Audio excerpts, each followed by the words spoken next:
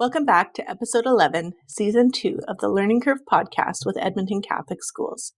We're absolutely thrilled to have you join us today, whether you're a returning listener or tuning in for the first time. Our journey today promises to be enlightening and empowering as we delve into the realm of education with esteemed guest, Dylan Wiliam, and insightful discussions.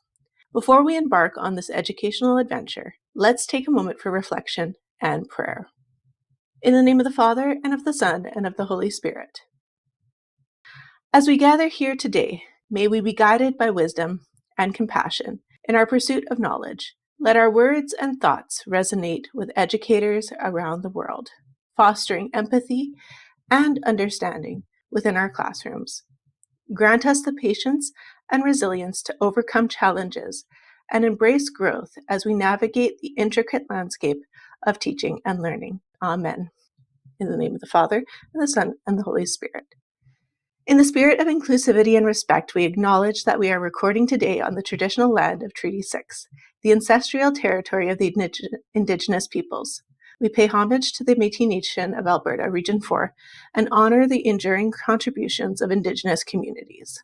Let us walk hand in hand with these communities, embracing their wisdom and resilience as we strive for reconciliation through respect, empathy, and collaboration. Now let's dive into today's agenda.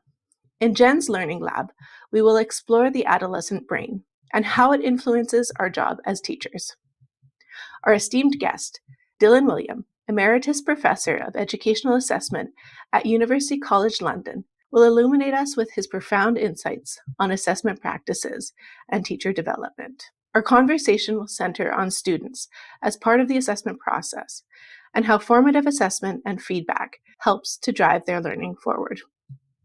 And finally, Alyson will lead us through the Lit Literature segment, reviewing the thought-provoking article, What's Worth Fighting Against in Grading by Douglas B. Reeves, Ken O'Connor, and Leanne Young. That's all for today. Let's jump in.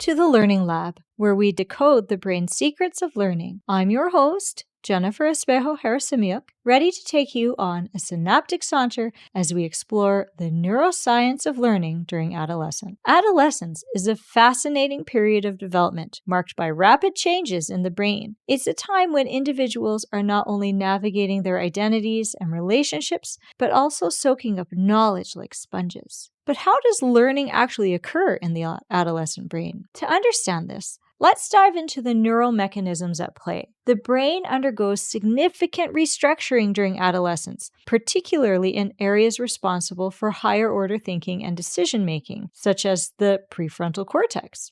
This restructuring, known as synaptic pruning, involves the elimination of unused connections while strengthening those that are frequently activated. Essentially, the brain becomes more efficient, streamlining its neural networks to optimize performance. Moreover, during adolescence, the brain experiences heightened plasticity, or its ability to adapt and learn. This plasticity enables adolescents to acquire new skills and knowledge more rapidly than at any other time in their lives. It's like having a supercharged learning engine under the hood. There's a catch. The adolescent brain is also susceptible to distractions and impulsivity due to the ongoing development of self-regulatory systems. This means that while adolescents may possess incredible learning potential, they may struggle with maintaining focus and managing distractions. So how can we harness the power of the adolescent brain for effective learning? Well, one key strategy is to capitalize on its plasticity by providing engaging and interactive learning experiences, hands-on activities, real-world applications, and opportunities for inquiry and exploration can all enhance learning and stimulate neuronal connections. Furthermore, fostering a supportive and conducive learning environment is crucial. Adolescents thrive when they feel safe, valued, and understood. By cultivating positive relationships and promoting a growth mindset, educators can create an atmosphere where learning flourishes. Finally, it's essential to recognize the role of attention in the learning process. Adolescents may struggle with sustaining focus, especially in today's digital age filled with constant distractions. Teaching strategies that promote mindfulness and attention control can help adolescents sharpen their focus and enhance their learning outcomes. All we need to do as educators is make the decision to teach them these things and then follow through. Let me leave you with a final point to ponder until our next episode. How might you leverage what you know about the way teen brains work to maximize their learning? Let us know in the comments.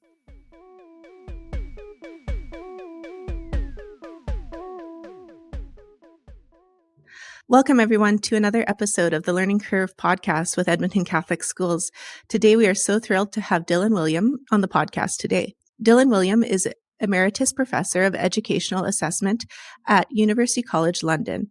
In a varied career, he has taught in urban public schools, directed a large-scale testing program, served a number of roles in university administration, including Dean of a School of Education, and pursued a research program focused on supporting teachers to develop their use of assessment in support of learning. Welcome, Dylan. Great to be here. So to begin the episode, could you tell us a bit more about your background and what led you to pursue a career in education? Well, I originally started teaching as a way of getting money together for a rock band that I was playing with who needed a public address system. And so I was doing that and playing semi-professionally. And after about 2 years of doing that, I realized I couldn't carry on doing both. It was just too demanding. And to my horror, I realized I was enjoying the teaching more than I was enjoying playing in the band. So I gave up the music and focused on teaching. I taught for about 8 years in total, and then got kind of moved into university life, first of all on a research project, and then training teachers, and then I became an education administrator, a dean of a school of education. I then spent some time at the Educational Testing Service in Princeton, New Jersey, as senior research director. But I think all my work has been focused on using the power of educational research to improve outcomes for young people in schools. And that's been my focus from the very beginning, and that's where my energies still go now. It's saying, how can we use research to more productively direct our efforts to improve what happens in schools? Wonderful. Thanks for sharing. And that's exactly what I think today's conversation will help provide for teachers within our school division is that connection between research for practice and how that looks in the classroom. So our next question is, can you provide an overview of your area of expertise, some of the research that you've conducted in your career? Well, I think what's been most salient about my own research is the way that I have been focused on problems rather than methods. So what I have done is I've acquired expertise in different areas in order to solve problems. So first of all, I was looking at how can we make classrooms more effective, and therefore my focus on different things that teachers might do. And that's where Paul Black and I latched onto this idea of formative assessment. The idea is that good instruction starts where the students are, but what they learn may not be what we planned. So assessment is the bridge between teaching and learning. You need to assess before you can teach. As we worked with teachers, it turned out that a lot of the schools weren't actually supporting teachers in the right way. So we were forced to think about how do teachers get better. And in particular, we realized that for most experienced teachers, getting better is more a process of habit change rather than knowledge acquisition. So then I got into research on habit change. I then realized that often the circumstances in the schools did not support this kind of development. So one of my books was about leadership. How do leaders support teachers in getting better? I then realized that school boards and trustees weren't actually helping the leaders do what they needed to do. So then another book, Creating the Schools Our Children Need, was about helping school board members understand why they need to support school leaders and how they need to support school leaders in focusing on the right things. And then most recently, teachers need to change what they're doing, but they're already working as hard as they can right now. So most recently, with Aaron Hamilton and John Hattie, we've been working on a subject which we call de-implementation. How do we create space for teachers to think, A, to get their lives back, and B, so that they can actually think about new things they could do. But right now, if we don't take things off teachers' plates, then nothing's going to change because their plates are full. And so de-implementation has become a most recent priority.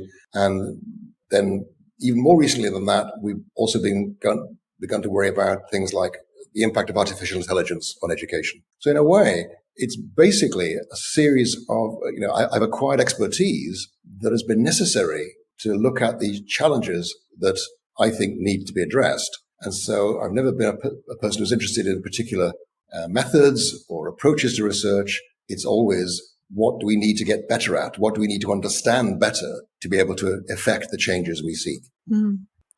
Connecting research to practice. In your consulting experiences, how have you seen schools or school boards implement these ideas? Well, one of the things I think that is distinctive about our work is it's very much grounded in practice. And this was really brought home to us in one of our very early experiments back in the 1990s, where we were talking about feedback, and we said that feedback should be task involving rather than ego involving. And one of the teachers we were working with said, well, what does that mean for my classroom? Can I say, well done to this child right now? And we realized we'd left that question unaddressed. The work of psychologists is designed to transcend context. It's that kind of 50,000 feet view that really doesn't help individual teachers decide what to do next. So we realized that we actually had to come down with some very clear ideas about what this would look like in the classroom, a sequence of validated practices, as you might call them. Nothing was going to be guaranteed to work. But the idea is there was enough research evidence suggesting that if teachers paid attention to these kinds of things, then it's likely that student achievement would be beneficially affected. So that, I think, is the big idea here, is starting always from, what does this look like in the classroom? Because if you don't address that, then you're going to be irrelevant to the practice of teachers. Mm-hmm. So in today's episode, we're going to dive deep in feedback for our teachers. And keeping in mind that classroom context as we speak about it, could you give us a brief overview of your work around formative assessment and its relationship to feedback? Well, the work on formative assessment started with a focus on feedback. And we found out, first of all, that often you can't give feedback unless you collect the right evidence in the first place. So often teachers don't know what to say by way of feedback because the questions they've asked the students aren't illuminative of the students' thinking. So you need to actually have the right questions, and you don't know what questions you should be asking unless you're clear about the learning intentions. So the point is, our focus on feedback automatically took us into eliciting evidence. Make sure you get the right evidence about what's really going on inside the student's head. And for that, you need to be clear about what it is you want your students to get better at.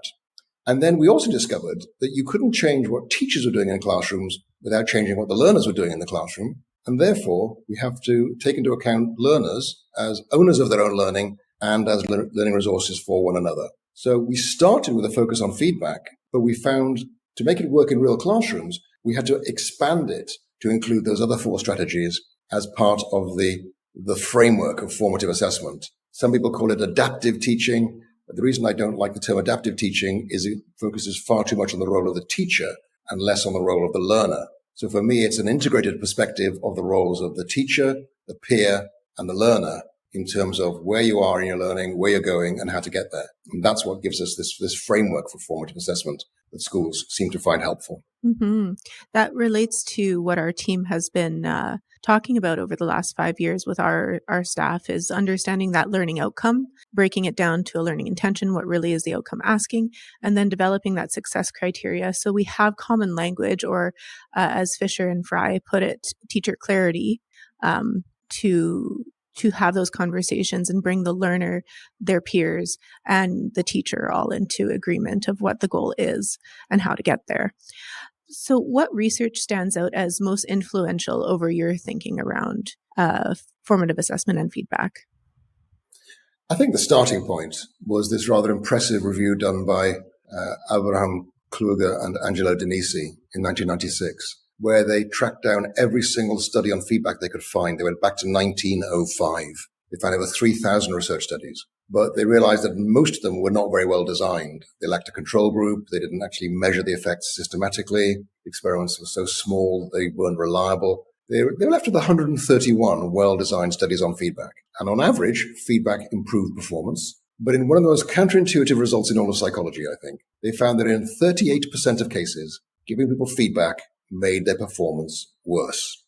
In almost 2 out of every 5 cases, you would have been better off shutting up than giving the feedback. And this, I think, is really important because people are still saying, what is the effect size of feedback? And Kluger and Denisi said, that's a stupid question. Because if you get a big effect size from feedback by making the students dependent on the feedback, that's not a good thing. So the point is, rather than focusing on what's the effect size of feedback, we should be looking at what is feedback doing to the learner. And they can do 4 things. They can change their behavior, they can change the goal, they can abandon the goal, or they can reject the feedback. So I think that study in 1996, which most people quote but don't read, was the turning point to realize that we need to actually understand how feedback operates in the classroom. So people are asking, should feedback be immediate or should it be delayed? Should it be written? Should it be oral?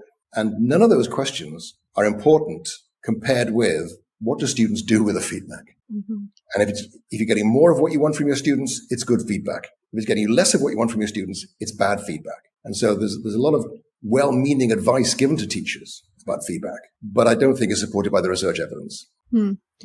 I'm curious to expand more on what's important there is what students do with the feedback. Right. And thinking about the classroom context, do you have any thoughts of how that looks in the classroom to develop this culture of students knowing what to do with the feedback when it's given to them? Well, the starting point is growth mindset. Now, there's a lot of research on whether growth mindset is a real thing or not. But for me, growth mindset is a means to an end rather than an end in itself. Growth mindset makes students more receptive of feedback. If you have a fixed mindset, feedback is potentially unwelcome because it might show you're not as smart as you thought you were. If you have a growth mindset, then feedback is always welcome because you know you can get smarter and the feedback will help you get smarter quicker. So the starting point is creating that culture where students see feedback as an aid to learning. And here the work of David Yeager and his colleagues is very important. They have shown that just telling students why they are being given feedback makes students more likely to use it. So in one very nicely designed study, half the students were told, I'm giving you these comments so you have feedback on your paper. Half the students were told, I'm giving you these comments because I have very high expectations and I know you can reach them. Students were then given a week to resubmit the work for extra credit. For the African American students, the ones who got the more positive post-it note were 4 times as likely to resubmit the work. And in fact, they followed those students up the following year. They had fewer behavioral and disciplinary infractions, and they were more likely to enroll in college on time. So just a single post-it note explaining to students why they were being given feedback transformed those students' reaction to the feedback they were being given. So it looks like we have some pretty low-hanging fruit here. Just making sure students understand, I'm giving you feedback because I care about you. I want you to be successful, and this feedback is my best attempt to help you do what you need to do to be more successful. Mm-hmm. It brings in that piece of it's difficult to assess if we don't have that relationship with students, and if students don't believe that you truly care about their learning. These pieces like growth mindset or knowing what to do with the feedback will be ineffective. Do you have any other thoughts or comments along those lines? Well, I think you're absolutely right in terms of relationships being central, but the relationship, of course, is reciprocal. So yes, the teacher needs to know the student, know when to push and know when to back off. And the students need to trust in the teacher. First of all, that the teacher has their best interests at heart, but also that the teacher knows what they're talking about. So ultimately, it makes it very inconvenient for administrators and leaders who want to kind of package this into a program. Ultimately, it's about teachers developing relationships with their students that allows the feedback to be given. And, this can actually mean some pretty robust feedback. I think in high school, it would be okay for a teacher to say to a student, if you can't be bothered to put any effort into doing a decent first draft, I can't be bothered to give you any feedback on it. That if a student is phoning it in, then I think it should be okay if the relationship is there for that teacher to say, you phoned this in, you can do better than this. And, people throw up their hands and you can't say you can do better. And of course, that might be unhelpful for some students, but in other cases, it can be very helpful. That's why I come back to this idea simply of if your feedback is getting you more of what you want, it's probably good feedback. If it's getting you less of what you want, it's probably bad feedback. Yeah. In your in much of your writing, you speak of activating students as resources for each other. And I think that idea of relationship between teacher and student has to be there for this to occur. But that relationship between student and student, especially in peer assessment, are there any pieces of research or observations you've made over time to support how teachers can develop this in the classroom? Well, one of the issues with the research on peer assessment is a lot of it is done in higher education, which is not directly relevant to K-12 context. And a lot of that research has been focused on, can peers grade each other accurately? In other words, the question that's being researched is, does the peer give the same grade that a teacher would give? And so that's really peer summative assessment. There's much less research on peer formative assessment, but the evidence is it can be helpful. Students do seem to be more receptive to critical comments from peers than they are from teachers, because the power relationships are different. But there's a really significant problem here, which is that recent research by David Dunning and Justin Kruger has shown that students who know less about a subject are often overconfident. And what we do see in classrooms where students are doing peer assessment, unless it's well structured, is that students go to their peers, especially their friends, for help, and their friends give them misleading advice. So I think the crucial thing is, if a teacher chooses to use peer tutoring, peer assessment, especially peer formative assessment, then the teacher is still responsible for the quality of instruction that takes place.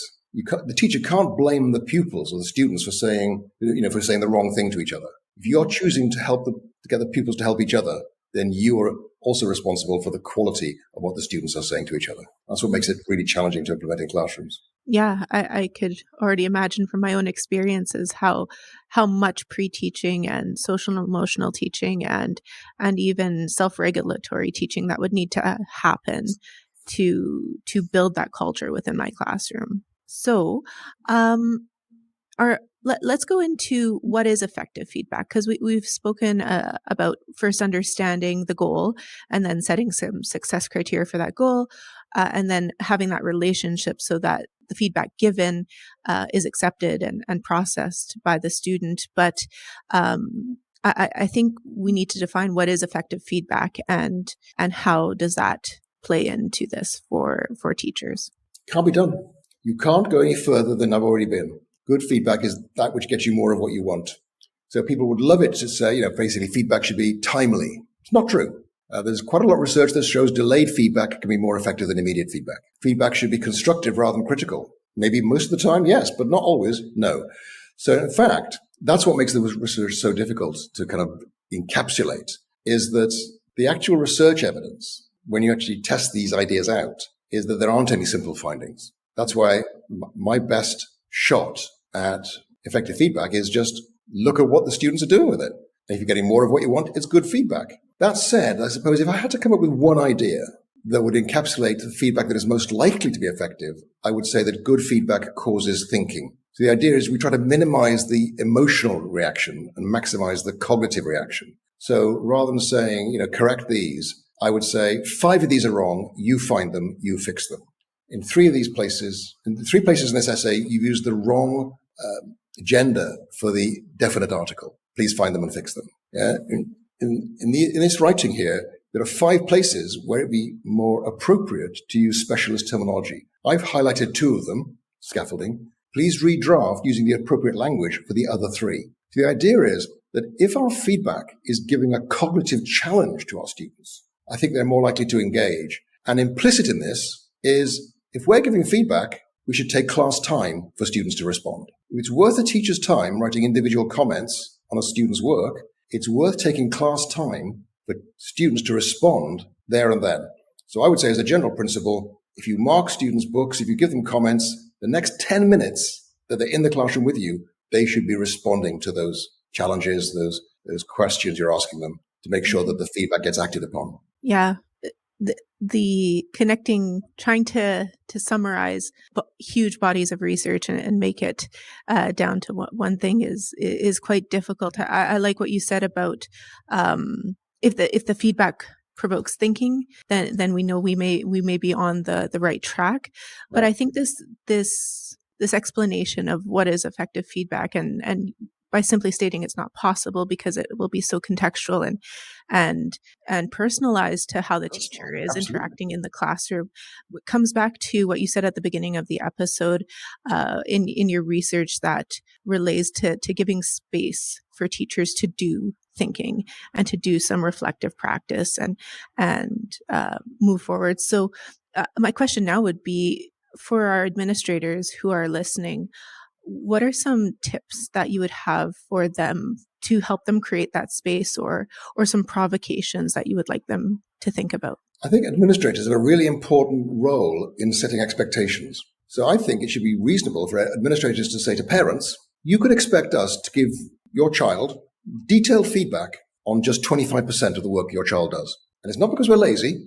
It's because if we spend all our time giving feedback, then we're not going to have time to prepare high quality instruction. So I would kind of benchmark this by saying like 25% detailed feedback, individualized, and the students definitely do something with that in class.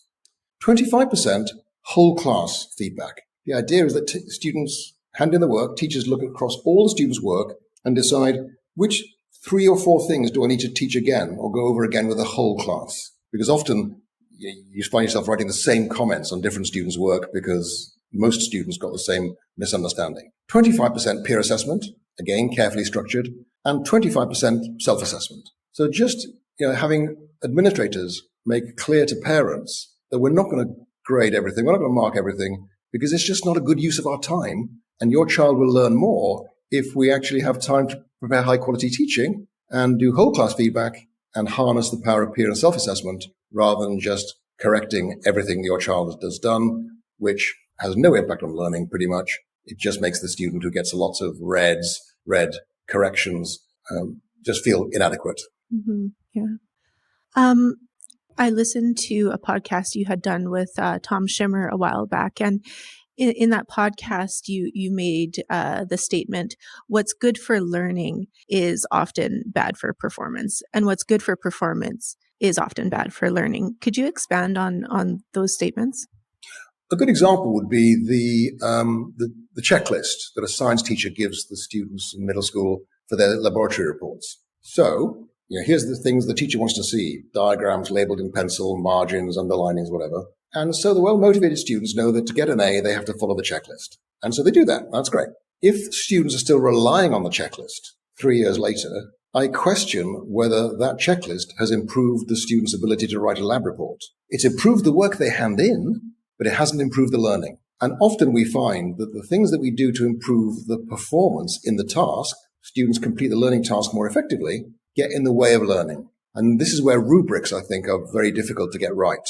So we can give students a rubric that tells them exactly what I need to see in order to give you an A. But if the rubric is too specific, the students will be able to get an A just by following the instructions in the rubric. The rubric improves the work the students hand in, but may not improve the learning.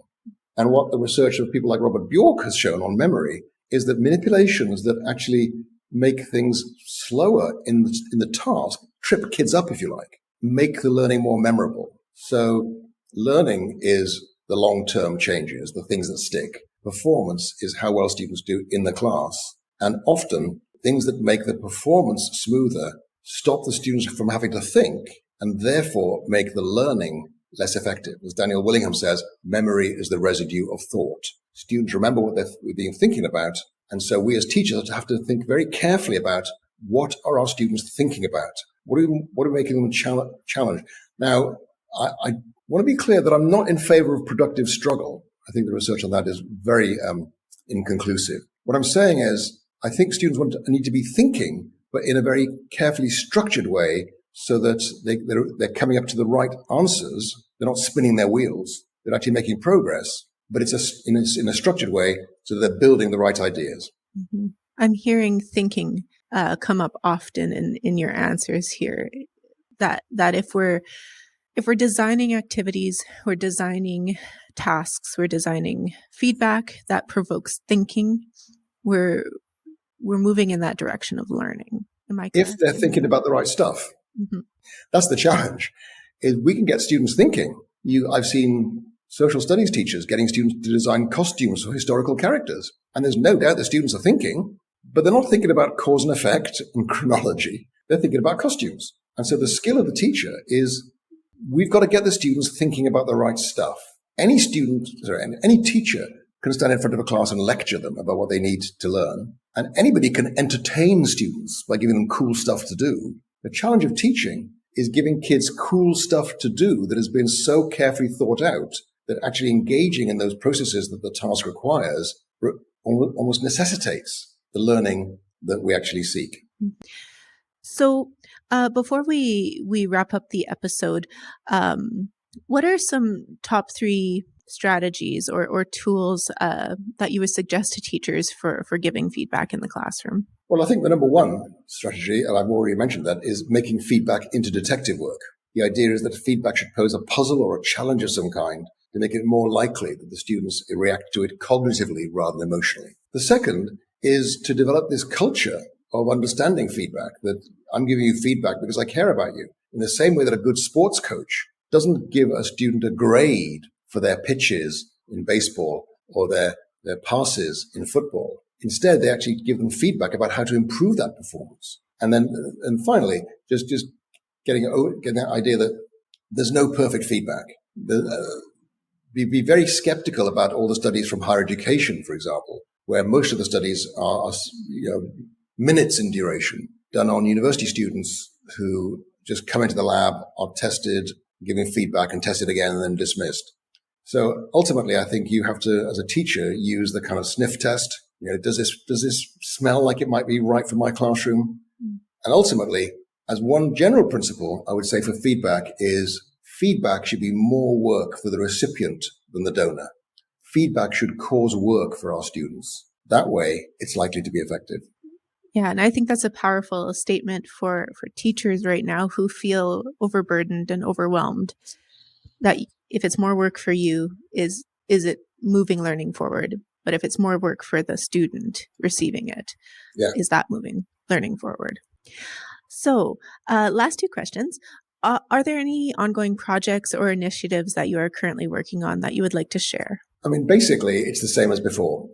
My current concern is scaling. How do we get this happening consistently in 2 million classrooms in the US? How do we get this happening in 300,000-400,000 classrooms in Canada? So in other words, how can we get this happening consistently? We don't need that much more research about what kinds of things are most effective. That research, I think, is quite solid. What we need to be researching is how to support teachers doing this. Ideally, every teacher would have a coach. The problem with that is twofold. One, often we can't afford it. And even if we do afford it, it's the first thing to get cut when budgets get tight. Second, I'm not sure we have the coaches. I'm not sure enough of those good coaches. So ideally, every teacher would have a coach, but that can't be done. So we have to look at approaches to scaling through maybe having teachers helping each other, teachers visiting each other's classrooms with looking at feedback. The crucial thing I would say there is if you come into my classroom, Julia, to give me feedback about my teaching, I tell you what I'd like you to give me feedback on. And any notes you make in my classroom belong to me because you're working for me. When I'm in your classroom, I'm working for you. So any notes I make belong to you. And so in terms of taking this forward, I think teachers should actually pair up and have colleagues coming into their classroom. But the idea is that the observer is working to the agenda of the teacher being observed and holding up a mirror to that teacher's practice. The idea that it should be driven by the person who's teaching. That way, I think the feedback can be timely and useful and maybe able then to improve that teacher's practice of feedback in the classroom. Mm-hmm. Yeah. What a wonderful and powerful experience, a vulnerable one, but powerful experience to get that feedback from a colleague who's observing your classroom. Well, but I'm not sure it is that vulnerable. Because if the teacher specifies exactly what they would like feedback on, then I think that takes away a lot of the stress and challenge. This is what I'm trying to get better at. And I'm going to ask you to give me feedback on what I've asked you about. And if I don't think your feedback is useful, I can just reject it.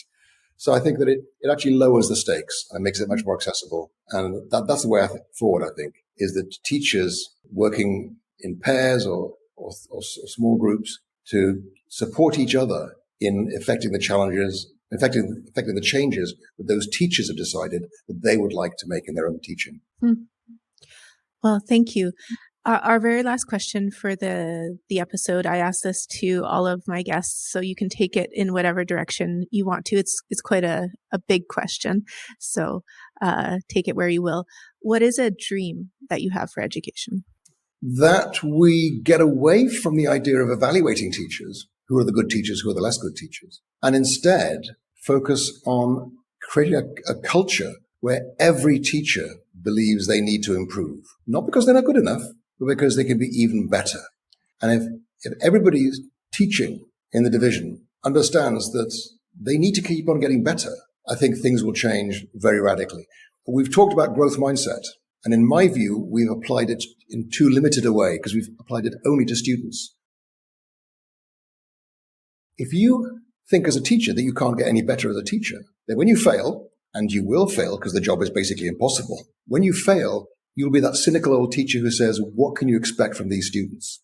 The teacher with a growth mindset says, what else can I try? The idea is we shift away from this idea that I teach, some students get it, some students don't, to this idea that I want every child to succeed.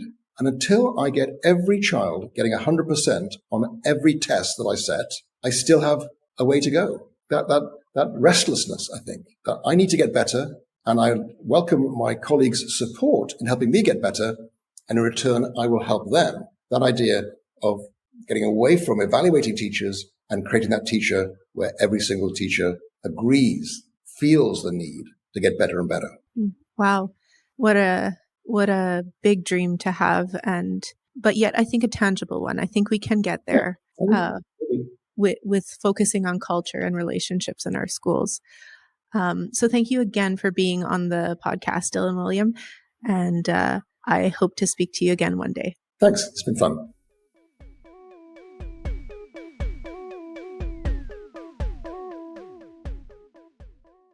What's worth fighting for in grading? In collaboration with Leanne Young, Douglas Reeves, and Ken O'Connor present a thought-provoking exploration of popular grading practices in education that have been entrenched for many, many years. The article sheds light on 4 common grading practices: the use of the average, grading homework, the use of the zero, and grading behavior and late work. Reeves, Young, and O'Connor explain how these practices have the potential to harm students and undermine the overall instructional culture. One of the standout features of this 4-page article is its critical examination of grading norms. The authors skillfully dissect these prevalent practices, offering readers a comprehensive understanding of the potential pitfalls associated with these methodologies. This reflective approach challenges educators to reconsider established norms and contemplate their impact on student learning.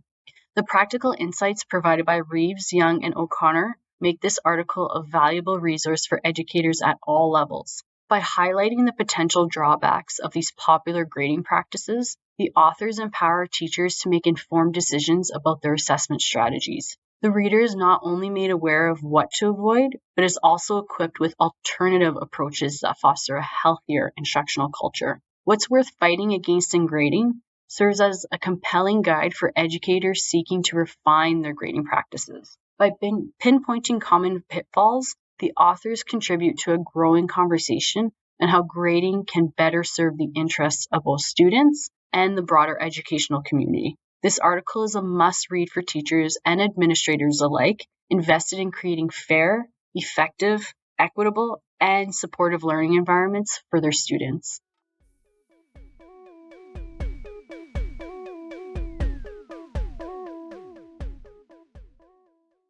And that brings us to the end of another insightful episode of the Learning Curve Podcast with Edmonton Catholic Schools.